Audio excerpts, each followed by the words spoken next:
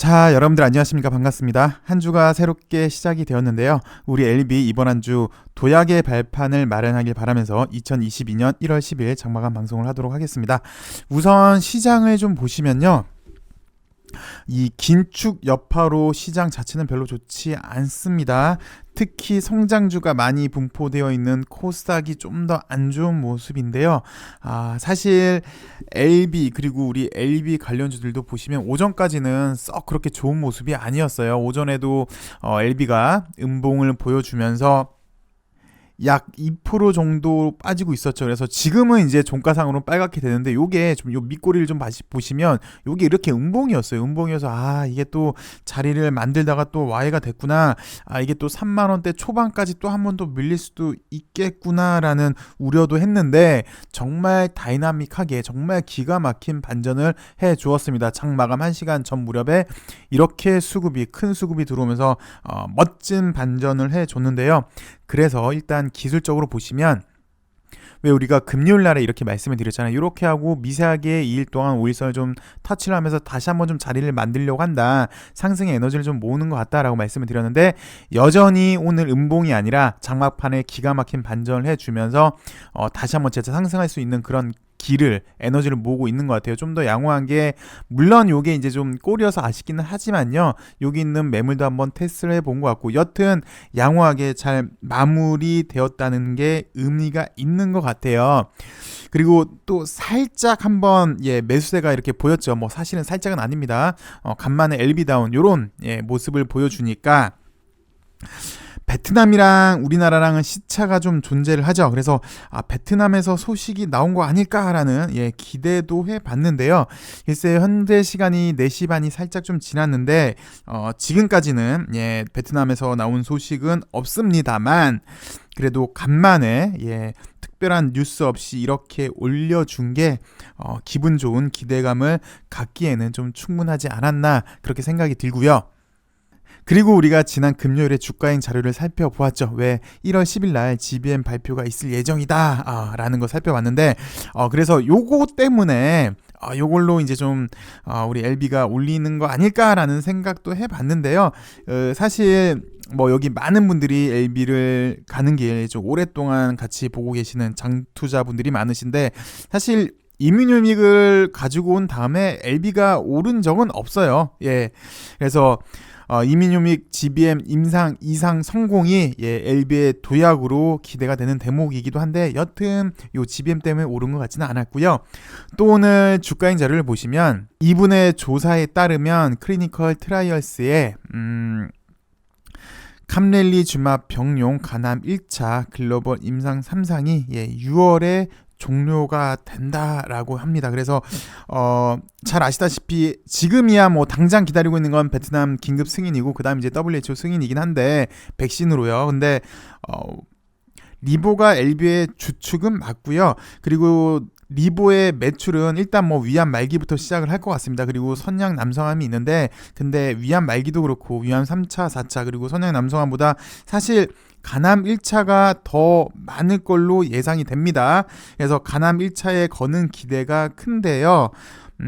그래서 왜 예전에 그 알렉스 킴 대표, 전 대표, 그러니까 엘레바 대표, 그 당시 때는 LSK 바이오 파마였는데, 그때 한국에서 IR 할 때 알렉스 킴 대표한테 뭐 이렇게 물어본 적이 있었어요.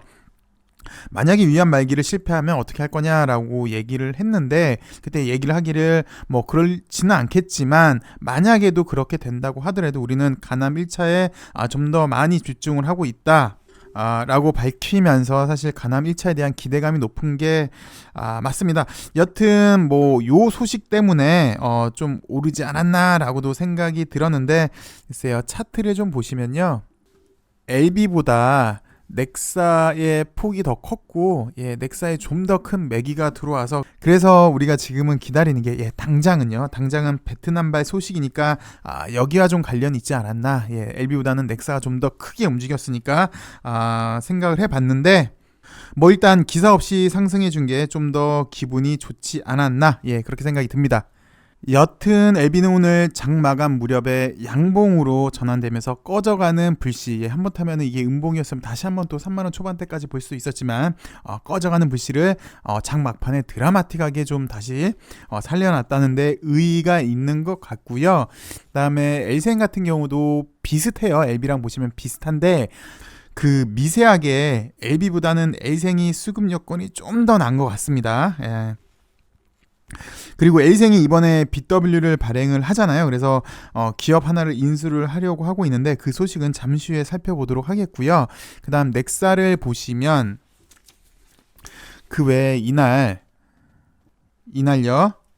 종가가 약 24,000원 후반대, 25,000원 초반대에서 마무리되면 좋은 패턴이다 라고 우리가 그때 얘기를 했었는데, 물론 이제 그 다음날 보시면 이렇게 브레이크가 걸렸어요. 이렇게 양봉이 나오지 않고 브레이크가 걸리면서 일반적으로 5일선이랑 이격이 걸렸을 때는 이 5일선을 다시 졸파할 때는 이런 모습을 좀 보이더라 라고 얘기를 했었는데, 그 몇 번 설명을 드렸는데요. 개인적으로 선호하는 패턴이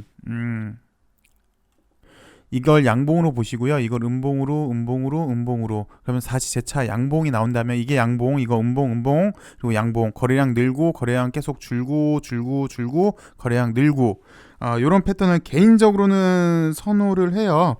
그래서 글쎄 뭐 넥사가 물론 하루는 좀 있었지만 좀 비슷해지지 않았나 하는데요. 이런 패턴을 3법이라고는 하긴 하는데 그 비슷하게 나왔던 게 아진 같은 경우를 보시면 좀 비슷하긴 합니다. 물론 얘도 전날 이날 상한가로 끝났는데 상한가 안 끝나고 약 12,500원 정도에서도 마무리가 됐어도 요게 이제 양봉 다음에 음봉 3개를 다 감싼 양봉인데 보통 이렇게 나온 다음에 이렇게 큰 시세가 나오기도 해요. 근데 얘는 조금 100%는 아닌 것 같고 요즘도 세명정기가 있나요? 있구나. 세명정기도 예전에 한번 보시면 아까랑 좀 비슷한 모습인 것 같죠. 이렇게 음봉 3개, 양봉 다음에 음봉 3개를 감싸준 양봉 다음에 100%진 않지만 일반적으로 이렇게 시세 분출이 나오는 경향이 있어요.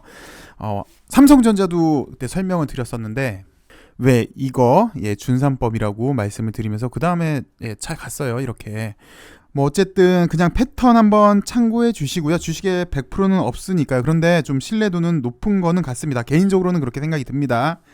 여튼 넥사도 좀 비슷한 패턴을 그리지 않나 싶고요. 살짝 조금만 더 높게 끝났음 하는 아쉬움도 있긴 해요. 아니면 아싸리 오늘 뭐 이렇게 정말 슈퍼 거래량이 나왔음 하는 아쉬움이 있어요. 이것도 몇 차례 우리가 좀 보긴 봤는데 LB 이 당시 때예요. 이렇게 슈퍼 거래량 나오고 돌파를 했을 때 상당히 좀 좋은 모습을 보여줬거든요. 그래서 이런 거는 아니었다라는 조금 넥사 같은 경우는 조금 아쉬움이 있는데 뭐 여하튼 양호하고요. 앞으로가 더 중요하겠죠. 앞으로도 잘 아시겠지만 요 위에 위치해줘야 돼요. 다시 또 요 밑으로 내려가면 안 되고 요 위에 위치하는 게 주요해 보입니다. 그리고 엘생 M&A 하는 이유에 대해서 살펴보도록 하겠습니다. 적자에 허우적대는 엘생 M&A가 방법일까라는 뉴스인데요. 우리가 이번에 LB가 FA 인수한 이유가 곧장 FA 같은 경우는 실적이 나오니까 적자를 모두 커버를 해줬잖아요. 이 당시 때 LB 뉴스를 보시면 그래서 관리 종목 우려를 없앴습니다. 그래서 리스크를 미리 선제적으로 차단한 건데 일단 뭐 기사를 간단하게 보시면 LB 같은 경우는 연속 적자죠. 그래서 내년까지 영업이익을 내지 못할 경우 관리 종목으로 지정될 우려가 있는데 FA 인수로 적자를 모두 커버할 수 있을 것으로 보여져요. 곧장 FA 실적은 이게 작년 기사니까 올해부터 반영이 되는 거고요. 그래서 회사 관계자는 이렇게 얘기를 했습니다. FA 이후로는 관리 종목 지정 우려 해소만을 위한 투자는 더 이상 없을 것이다 라고 얘기를 하면서 엘생도 뭐 이거랑 거의 비슷한 목적이지 않나 라고 싶은데요. 불안정한 사업 구조와 높은 실적 변동성을 가졌다고 평가받는 엘생이 탑업인 인수로 매출처 다변에 따른 수익성 개선을 노린다. 수익성 개선. 그래서 실탄을 마련하기 위해서 1,000억 규모의 자금 조달도 결정을 했고요. 그래서 여전히 부진한 영업실적을 내고 있는 상황에서 엘생은 M&A를 통해서 종속기업 편입이에요. 종속기업. 그래서 단기간에 실적 개선 효과를 노리겠다는 전략으로 보여진다라고 이 기사는 이렇게 얘기를 했는데요. 이번에 1,000억 중에서 700억 원을 탑업인 지분 취득에 배정을 했지요. 그리고 A생의 영업 실적은 뭐 썩 그렇게 좋지는 않습니다. 그래서 2019년도에 A생이 흑자를 이루지 못했다면 아마 올해는 관리 종목 지정 요건에 충족할 수도 있었는데요. 정말 천만다행이었죠.